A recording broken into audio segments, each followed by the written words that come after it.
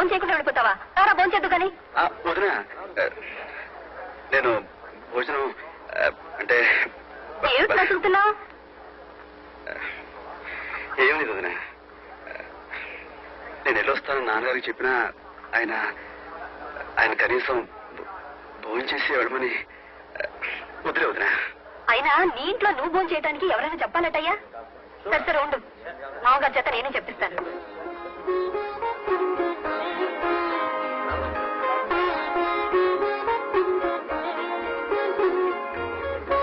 మామగారు భోజనం పెట్టేస్తాను, బడి కట్టుకోండి.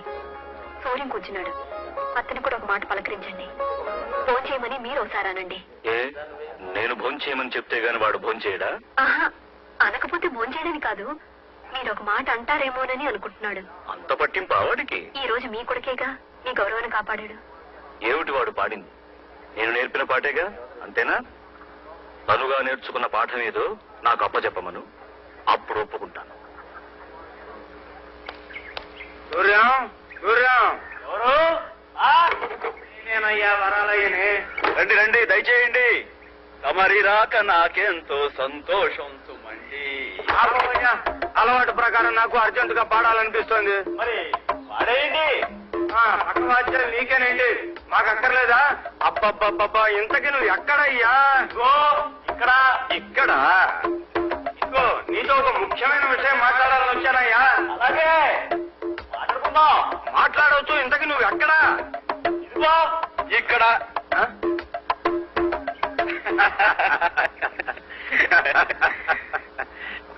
ఎంత సాధించావయ్యా?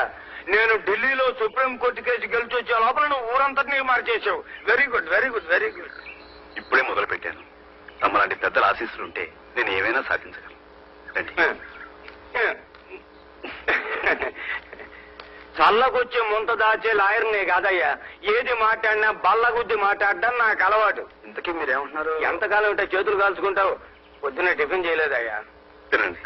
చూడు, నువ్వు మా అమ్మాయి ప్రేమించుకున్న విషయం మీకు తెలుసో లేదో గాని నాకు తెలుసు, ఊళ్ళో వాళ్ళకి తెలుసు. ఇలాంటి విషయాలు ఎక్కువ కాలం వాయిదా వేయకూడదయ్యా. హియరింగ్ అయిపోతూనే జడ్జిమెంట్ అయిపోవాలి. నీకు మా అమ్మాయికి తొందరలోనే పెళ్లి, ఇది నా తీర్పు. ఏమంటావు? కాదన్నా ఉంటే కోర్టు చిక్కరణ అవుతుంది.